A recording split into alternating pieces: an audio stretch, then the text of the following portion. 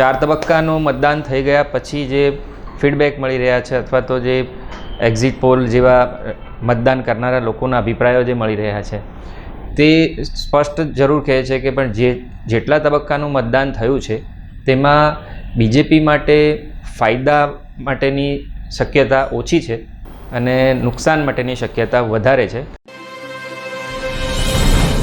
નમસ્કાર, ખબર છે .com આપનું સ્વાગત છે. લોકસભાની ચૂંટણી ચાલી રહી છે, તેના 7 તબક્કા છે, 7 પગલાં છે, એમાં 4 પગલાં થઈ ચૂક્યા છે અને 4 પગલાં પછી માહોલ બદલાયો હોય તેવી ચર્ચા થઈ રહી છે. માહોલ બદલાયો હોય એટલે કે ભારતીય જનતા પાર્ટી જ્યારે ચૂંટણી જાહેર થઈ ત્યારે એવું કહેવાતું કે ભારતીય જનતા પાર્ટીની સરકાર બની જશે. ભારતીય જનતા પાર્ટી પોતે એવું કહેતી હતી કે 400 સીટો 400 પાર થઈ જશે. આવી બધી વાતો થતી હતી, પરંતુ 4 તબક્કા પછી એવી વાતો પણ થઈ રહી છે કે ભારતીય જનતા પાર્ટીની સરકાર નહીં પણ બને. અમુક લોકો કહે છે કે ભારતીય જનતા પાર્ટીની સરકાર બનશે, મોદી સરકાર ફરી બનશે, પણ એ 280 સીટની આસપાસ બનશે, કોઈ કહે છે કે 300 સીટની આસપાસ બનશે. એવી બધી વાતો આવી રહી છે. એની વચ્ચે આપણે વરિષ્ઠ પત્રકાર અને જે આંકડાઓ સાથે તમને સમજાવી શકે છે કે કેમ કોને કેટલી સીટ મળશે, કોંગ્રેસને કેટલી મળશે, ભારતીય જનતા પાર્ટીને કેટલી મળશે અને તેનું કારણ શું છે, એવા પત્રકાર, વરિષ્ઠ પત્રકાર ચેતન શેઠ સાથે આપણે વાત કરીએ. ચેતનભાઈ, તમારો ખૂબ ખૂબ આભાર કે તમે અમને સમય આપ્યો અને અમને સમજાવો કે આ જે 4 ચરણ થયા છે એના પછી જે નેરેટિવ બદલાયો છે, જે એવું કહેવાય છે કે ભાઈ કોંગ્રેસ વધારે તાકાતથી બહાર આવી છે, સોશિયલ મીડિયામાં તો દેખાય જ છે કે કોંગ્રેસ, પણ ખરેખર શું ગ્રાઉન્ડ લેવલ પર પણ આની અસર છે ખરી, અથવા કોઈ બીજેપીની સરકાર નહીં આવે, ફરીથી મોદી સરકાર નહીં આવે એવી જે વાત ચાલે છે એમાં કેટલું તથ્ય છે? વિરાંગભાઈ, સરકાર અત્યારના બદલાશે કે નહીં એ તો આપણે શ્યોર નહીં કહી શકીએ, પરંતુ જે સંકેતો મળી રહ્યા છે અને જે 4 તબક્કાનું મતદાન થઈ ગયા પછી જે ફીડબેક મળી રહ્યા છે અથવા તો જે એક્ઝિટ પોલ જેવા મતદાન કરનારા લોકોના અભિપ્રાયો જે મળી રહ્યા છે તે સ્પષ્ટ જરૂર કહે છે કે પણ જેટલા તબક્કાનું મતદાન થયું છે તેમાં બીજેપી માટે ફાયદા માટેની શક્યતા ઓછી છે અને નુકસાન માટેની શક્યતા વધારે છે.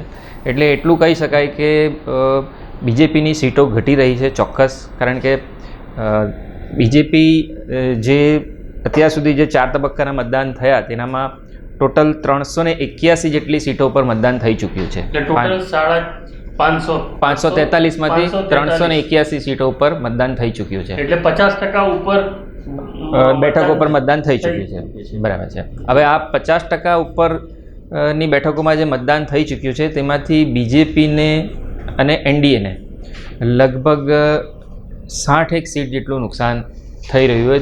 ક્રિટિકલ એનાલિસિસ જેનામાં જે આપણે 2019ની સ્થિતિ હતી, મતદારોનો જે મૂડ હતો તેને જ આપણે રિટેન કરીએ કે ભાઈ લગભગ એ જ માહોલ કે અથવા એ જ લાગણીથી ફરી પાછું મતદાન કર્યું હોય, સરકારથી કોઈ નારાજગી નથી, તે પ્રમાણે જ મતદાન કર્યું હોય તો પણ બીજેપીને માટે લગભગ, બીજેપી અને એનડીએ માટે લગભગ 60 સીટનું નુકસાન થઈ રહ્યું હોય તેવું અત્યારના આ 381 બેઠકોના મતદાન પછી જે મળેલા જે ફીડબેક છે તેના આધારે લાગી રહ્યું છે. એવું કે 320માંથી ગણતરી કરવાની હોય?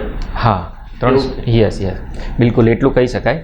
અને જે તેની પાછળના જે કારણો છે તે કારણોમાં ખાસ કરીને એ છે કે બીજેપીના જે ડોમિનેટેડ રાજ્યો છે કે જેમ કે ઉત્તર પ્રદેશ છે, બિહાર છે, રાજસ્થાન છે, મધ્યપ્રદેશ છે, ગુજરાત છે, મહારાષ્ટ્ર છે, છત્તીસગઢ છે, આ બધા રાજ્યોની અંદર બીજેપીની જે સ્ટ્રાઇક રેટ હતો તે બીજેપીનો સ્ટ્રાઇક રેટ 80%થી 100% હતો. એટલે આ રાજ્યોની અંદર બીજેપી માટે 100%થી આગળ તો મેળવવા માટેનું કશું રહેતું નથી. સ્ટ્રાઇક રેટ એટલે કે ત્યાં સીટો હતી તેનામાં એને 80%થી 100% સીટો મેળવી લીધેલી હતી. ફોર એક્ઝામ્પલ યુપીમાં 80 બેઠકો હતી, હા, તેમાંથી 68 બેઠકો 80માંથી એમની હતી. રાજસ્થાનમાં 25માંથી 25 હતી, ગુજરાતમાં 26માંથી 26 હતી, બરાબર. એ મહારાષ્ટ્રમાં 48માંથી આરપીઆઈ અને એમના એલાયન્સની સાથે 41 હતી. એટલે 80%થી 100% સ્ટ્રાઇક રેટ હતો આ બધા રાજ્યોની અંદર. ઓકે. હવે ત્યાં વધારે મેળવવાનું તો હતું નહીં, પરંતુ તેમાં નુકસાનના સમાચાર આવી રહ્યા છે કે ભાઈ તેમાં તમને નુકસાન થઈ રહ્યું છે. મહારાષ્ટ્રની અંદર નુકસાન થઈ રહ્યું છે. મહારાષ્ટ્રની અંદર આ વખતે 4 પાર્ટીઓ લડી રહી છે મુખ્ય, કારણ કે જે શિવસેના છે, શિવસેનામાંથી છૂટો પડેલો એક ભાગ છે તેની શિવસેના, એક એકનાથ શિંદેની શિવસેના અને ઉદ્ધવ ઠાકરેની શિવસેના, એનસીપી છે તો એ 2 એનસીપી, એક અજીત પવારની એનસીપી અને શરદ પવારની એનસીપી અને બીજેપી, એટલે મલ્ટી પાર્ટી ફાઇટ ત્યાં થઈ રહી છે.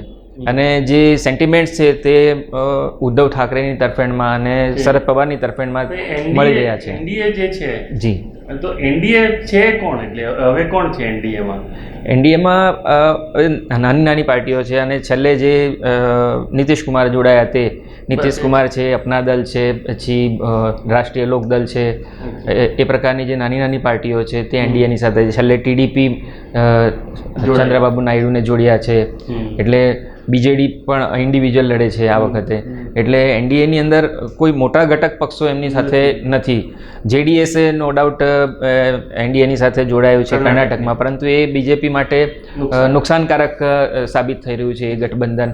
એટલે ત્યાં પણ કર્ણાટકમાં પણ બીજેપી માટે નુકસાનના સમાચાર આવ્યા છે કે બીજેપીએ ત્યાં 28માંથી 22 બેઠકો મેળવી હતી, ત્યાં બીજા 7થી 8 બેઠકોનું, કમસે કમ 7થી 8 બેઠકોનું નુકસાન થાય એવું છે.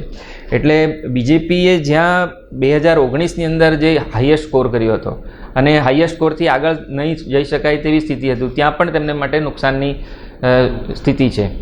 તો એ ગણતરી કરતાં 381 બેઠકો પર થયેલા મતદાનમાંથી અત્યારના આપણે બીજેપીને અને એનડીએને 60થી 70 બેઠકોનું નુકસાન થાય છે. એટલે ખૂબ નીચે આવી ગયા છે અને હજુ 3 તબક્કાનું મતદાન બાકી છે. અને તેમાં પણ લગભગ આ જ જો સેન્ટિમેન્ટ્સ રહે તો એક પરિસ્થિતિ એવી પણ આવી શકે કે એનડીએ અને બીજેપી, એટલે એનડીએની આપણે વાત કરીએ બીજેપીના એલાયન્સની સાથે, તો એ કદાચ 272ની મેજિક ફિગર છે તેની નીચે પણ આવી શકે. તો એક ચેતનમાં એક વસ્તુ એવી ચર્ચામાં આવી છે કે આ વખતે ચૂંટણીમાં કોઈ સ્પષ્ટ મુદ્દા નથી, એક તો, અને બીજું કે પહેલાં એવું હતું કે એમ દેખાતું કે બે મુખ્ય પાર્ટીઓ છે, કોંગ્રેસ અને બીજેપી. હવે કોંગ્રેસ એની બીજેપી નથી લડતી, પણ એવું કહેવાતું કે નરેન્દ્ર મોદી અને રાહુલ ગાંધી સામે લડે છે. એટલે જે રાષ્ટ્રપતિના ચૂંટણી હોય અમેરિકાની, એ ટાઈપની ચૂંટણી અહીંયા થઈ જતી હતી. તો શું આ વખતે એવું નથી કે 2014-2019માં એ જે સામે રાહુલ ગાંધી વર્સેસ મોદી છે એ હવે આ વખતે નથી થયું અને એના લીધે નુકસાન થઈ રહ્યું છે, એવું ખરું કંઈ? બિલકુલ, એના લીધે પણ નુકસાન થઈ રહ્યું છે. અને જમીન ઉપર કેટલાક મુદ્દા, અમુક મુદ્દા માત્ર સોશિયલ મીડિયામાં આપણને હાવી થઈ રહ્યા હોય તેવું દેખાય છે, અમુક મુદ્દાઓ પ્રચારની સભાઓમાં હાવી થઈ રહ્યા એવું દેખાય છે, અમુક મુદ્દા આપણને પ્રિન્ટ મીડિયાની અંદર કે ઇલેક્ટ્રોનિક મીડિયાની અંદર ખૂબ ચર્ચાતા હોય તેવું લાગે છે. પરંતુ જમીન ઉપર જે મુદ્દાઓ જે અસર કરી રહ્યા છે તેમાં એક અનામતનો મુદ્દો ખૂબ સેન્ટિમેન્ટલી ટચ કરી ચૂક્યો છે કે જો 400 બેઠકોથી વધારે આવશે તો બંધારણ બદલાશે અને અનામત લઈ લેવાશે, એવી એક જે વાત વહેતી થઈ છે તે સામાન્ય મતદારને ખૂબ એટલે લાગણીથી એ લાગી ચૂકી છે. અને તેના કારણે જે પ્રમાણેનું જે વોટિંગનો ટ્રેન્ડ છેલ્લા 4 મતદાનના તબક્કાની અંદર જોવા મળ્યો છે તેની અસર પણ તેનામાં જોવા મળી રહી છે. એટલે વોટિંગ જે ડાઉન થયું છે, જી, તો એનું શું અર્થઘટન કરી શકાય છે? વોટિંગ ડાઉન થયું તેનું એક અર્થઘટન સીધું એવું થઈ શકે કે જે બીજેપીનું જે વર્કફોર્સ હતી, જે કાર્યકરોની બીજેપીની જે ઉત્સાહ હતો તેની અંદર એક તો ઓટ આવી છે. બીજો જે નવો વોટર્સ છે એ નવો વોટર્સ છે તે પ્રમાણમાં ઓછો બહાર આવ્યો છે. અને નવા વોટર્સને જે એમ્પ્લોયમેન્ટના અને એજ્યુકેશનને લગતા જે ઇશ્યુઝ છે તેમની સામે જે ફ્રેશ જે જોબ માર્કેટની અંદર આવે છે, જે એજ્યુકેશન લઈને તે જોબ માર્કેટની અંદર એ નિષ્ફળ થાય છે.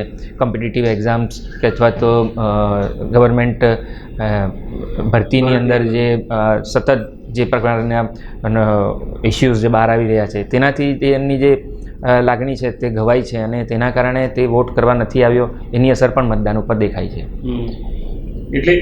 એટલે ડાઉન થઈ જશે બીજેપીની સીટ, એવું કારણ છે? એક તો મુદ્દો નથી કોઈ, બીજું કે રાહુલ ગાંધી વર્સેસ નરેન્દ્ર મોદી એ પ્રકારની ચૂંટણી નથી. અને ત્રીજું, આ ગરમીના લીધે જે વોટિંગ ડાઉન થયું છે એમાં જે કોર વોટર્સ છે એ ગયા છે. તો કોર વોટર બીજેપીના બી 30% ની ઉપર છે અને કોંગ્રેસના બી 30% ઉપર છે. એટલે બંને વચ્ચે કાંટાની ટક્કર જેવી સ્થિતિ 4 ચરણ પછી ઊભી થઈ ગઈ છે એવું તમે કહેવા માંગો છો. ખૂબ ખૂબ આભાર ચેતનભાઈ. આ રીતે જ આપણે ફરીથી મળતા રહીશું.